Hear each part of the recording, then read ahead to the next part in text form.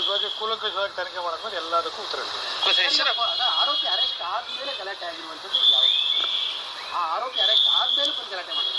ಅದೇ ರೀ, ಕೆಲವು ಏನಾಗಿದೆ ಈಗ 3 ವರ್ಷ ಪನಿಷ್ಮೆಂಟು ಈ ಥರದ್ದೆಲ್ಲ ಕಾನೂನಲ್ಲಿ ಇದೆ. ಇದ್ದಾಗ ಕೆಲವರು ನ್ಯಾಯಾಲಯಗಳು ಬೇಗ ಬೇಗ ಬೇಲ್ ಕೊಡ್ತಾರೆ ಅಂತೇಳಿ ಅವ್ರಿಗೆ ತಪ್ಪು ತಿಳುವಳಿಕೆ ನೀಡಿದ್ದಾರೆ. ಅವ್ರಿಗೆ ಜೈಲಿಗೆ ಹೋಗೋದಂತೆ ಬೇಗ ಬೇಲ್ ಕೊಟ್ಬಿಡ್ತಾರಂತೆ, ಇವೆಲ್ಲೇ ಸ್ಟೇಷನಲ್ಲೇ ಬೇಲ್ ಬಿಟ್ಬಿಡ್ತಾರಂತೆ. ಈ ಥರದ್ದೆಲ್ಲ ಅಪಪ್ರಚಾರಗಳು ಕೆಲವು ಕಡೆ ಆಗಿದೆ.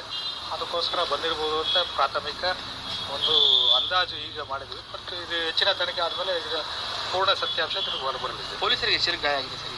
7 ಜನಕ್ಕೆ ಅದು ಕಲ್ಲೇಟು ಬಿದ್ದಿದೆ. ಮತ್ತು ಯಾರಿಗೂ ಏನು ರಕ್ತಗಾಯ ಯಾರಿಗೂ ಆಗಿಲ್ಲ. ಯಾರು ಕೂಡ ಒಳ ಇನ್ಪೇಷಂಟ್ ಆಗಿ ಯಾರು ಇಲ್ಲ.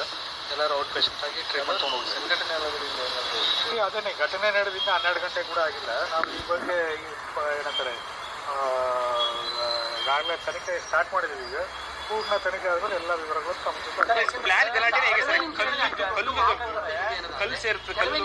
ದೊಡ್ಡ ಮಾಪ್ ಬರುತ್ತೆ ಇದಕ್ಕೆ ಅನ್ನೋದಾದ್ರೆ ಯಾವ ಸಂಘಟನೆ ನೋಡಪ್ಪ, ನೀವು ಏನು ಪ್ರಶ್ನೆ ಹೇಳಿದ್ರು ಕೂಡ ನಮ್ಮದು ಉತ್ತರ ಇಷ್ಟೇ. ಘಟನೆ ನಡೆದು ಈಗ ತನಿಖೆ ಸ್ಟಾರ್ಟ್ ಆಗಿದೆ. 12 ಗಂಟೆ ಇನ್ನು ಮುಗಿದ್ರು ಕೂಡ ಇಲ್ಲ. ಈಗ ಪೂರ್ಣ ತನಿಖೆ ಆದಮೇಲೆ ನೀವೆಲ್ಲ ಸಂಶಯಗಳಿಗೂ ನಾವು ಉತ್ತರ ಹೇಳಿ.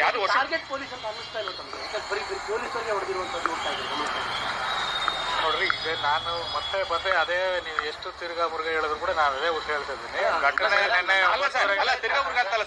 ಸರ್, ಅದು ವೆಹಿಕಲ್ ಬರೋ ಟೈಮಲ್ಲೂ ಕೂಡ ಹೊಡಿತಾ ಇದ್ದಾರೆ ಅನ್ನೋದು ಟಾರ್ಗೆಟ್ ಪೊಲೀಸ್ ಏನೇ ಪ್ರಶ್ನೆ ಹೇಳಿದ್ರು ನಾನು ಈಗ ಅದೇ ಹೇಳಿದೆ. ಘಟನೆ ನಡೆದಿದೆ.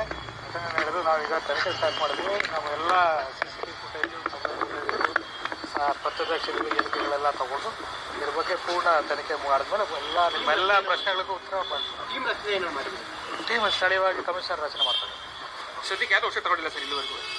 ಅದೇ ಐಡೆಂಟಿಫೈ ಮಾಡೋದು ಪ್ರಕ್ರಿಯೆ ನಡೀತದೆ. ನಿನ್ನೆ ಬೆಳಗ್ಗೆ 3 ಗಂಟೆವರೆಗೂ ಎಲ್ಲ ಬಂದೋಬಸ್ತಲ್ಲಿದ್ದರು. ಈಗ ಮುಂದಿನ ಪ್ರಕ್ರಿಯೆಗಳು ಈಗ ಸ್ಟಾರ್ಟ್ ಆಗ್ತಾ ಇದ್ದವು, ಸ್ಟಾರ್ಟ್ ಮಾಡ್ತಾರೆ.